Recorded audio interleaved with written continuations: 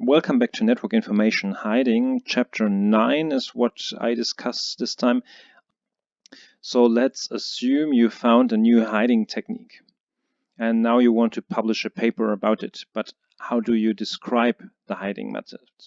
And how do you find out whether it's a new pattern? This is what I discuss in this short chapter. I hope it will help to make scientific contributions in the domain a little bit easier to compare.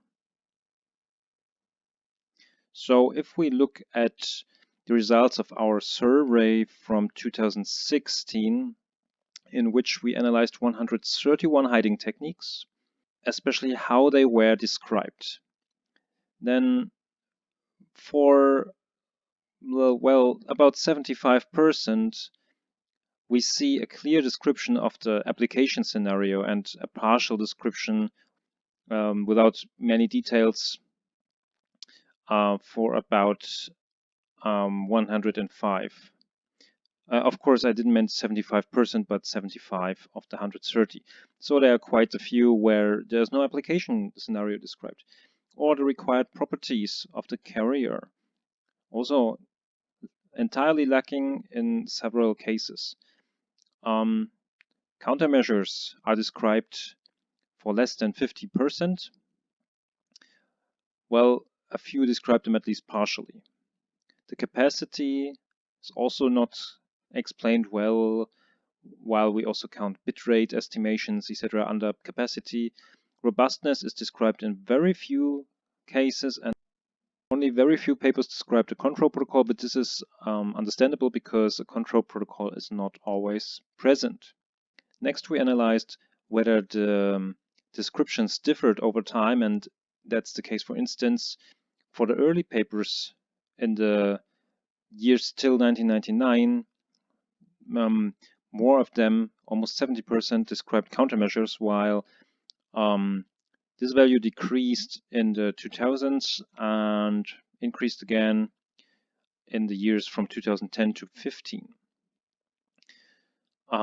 The capacity was estimated for more hiding methods in recent papers than it was estimated in the past.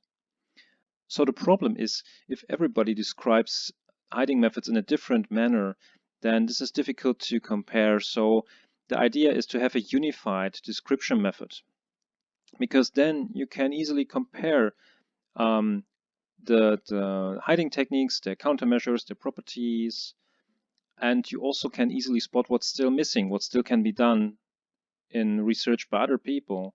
So I don't go into all the details here.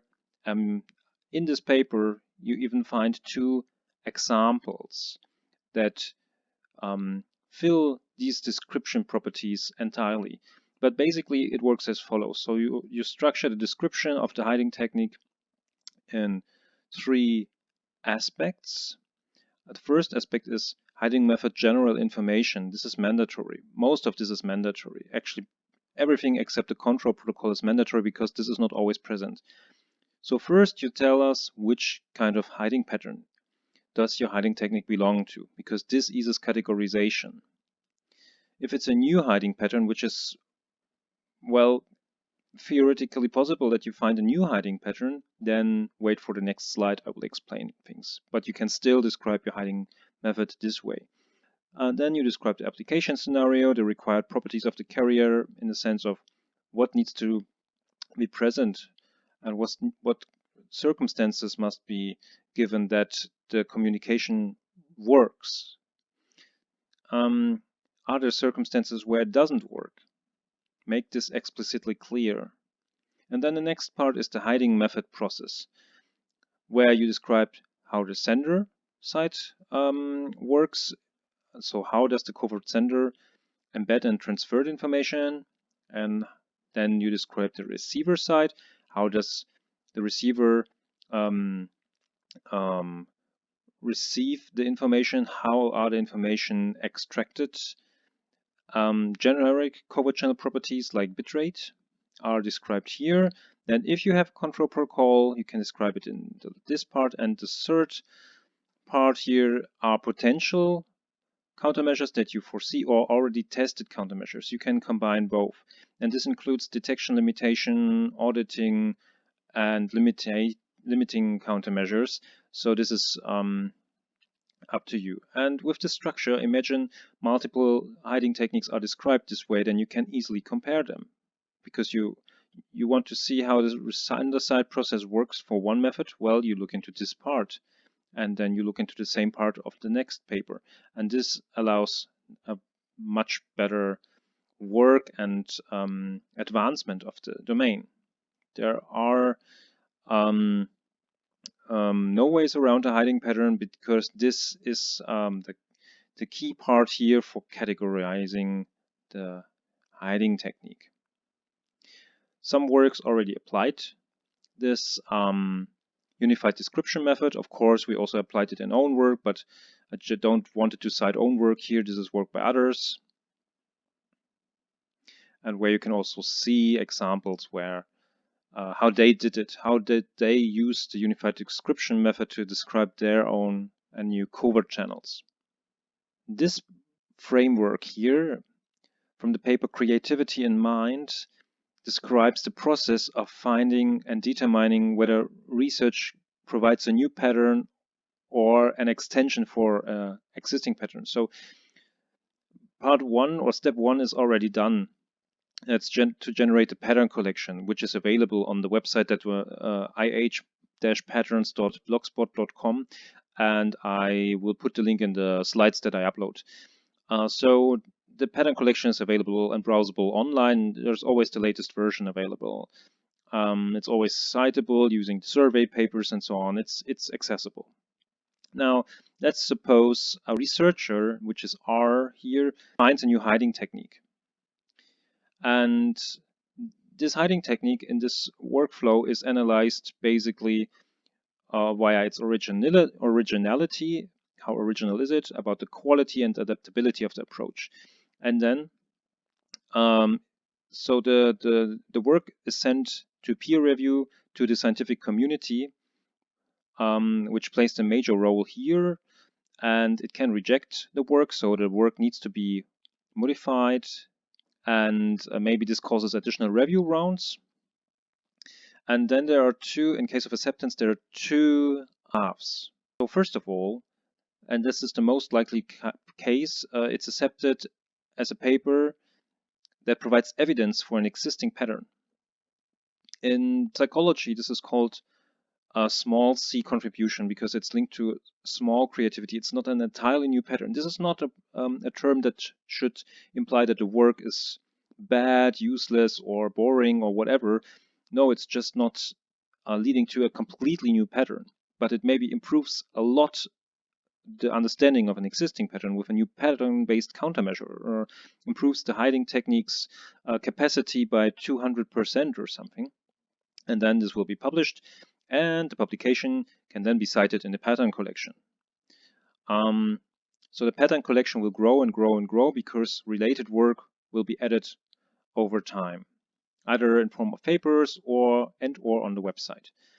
So, however, it's also possible that this is a completely new pattern, then this can be accepted as a pattern.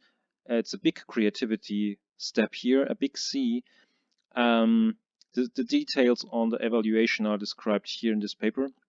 Then the pattern-based description must be present in the typical form that requires the typical pattern-based attributes that we described in our papers and that I talked about in chapter 5. And then after this fine-tuning, where the community helps, the camera-ready version is also sent to publication, and the new pattern is added to the pattern database by the community. In this case, if you need to know whether you have good chances for getting a new pattern in the collection, just write me an email. I'm happy to help. So this way, the pattern collection can be kept up to date, but also we can prevent that every new hiding technique will be counted as a new pattern, despite the fact in many cases it's just not a new pattern, which would mess up the pattern-based taxonomy and the pattern collection, which is the basis for the taxonomy. So it's the holy grail here is to keep the pattern collection small and clean and consistent, which is an ongoing work that me and colleagues do in our spare time. But if you get a pattern published in the collection, then your paper will be referenced there and most likely cited a few times. I'm very glad that the pattern approach is now more and more accepted and that many publications already cite it. I think it's more than 70 or even more than 80 citations now. Okay, I want to summarize the key aspects here. And I also want to go back to some things briefly that I discussed in previous chapters. So we have a problem in information hiding, and that's an inconsistency in the experimental methodology that renders papers difficult to compare, and hiding methods. Comparing hiding methods is like comparing apples with oranges sometimes. And the information hiding, especially in the networks domain, suffered from a broken terminology and taxonomy. And the solution for the taxonomy and terminology are patterns, hiding patterns that are freely publicly available and that can be extended by the community. And to address the inconsistency in experimental methodology we described, we came up with the unified description method that everybody can use. It's an open access paper to improve the description and comparability and replication of advancements in the domain. This also helps limiting scientific reinventions because not everybody can add a pattern because in many cases work that authors think presents a new pattern is just not a new pattern but evidence for an existing pattern or a sub-pattern. And also we foster experimental replication studies using NEFIAS and the Woodikoff projects. And I really think experimental replication studies are worth to be conducted. Maybe it's something that can be done by in the form of master thesis in the coming years or bachelor thesis. I think it's worth doing this, and it will put the information hiding domain on more solid ground, especially the network information hiding domain. And I'm very glad that both approaches, the patterns and the unified description method, are already applied by the research community, different extent, but they are applied.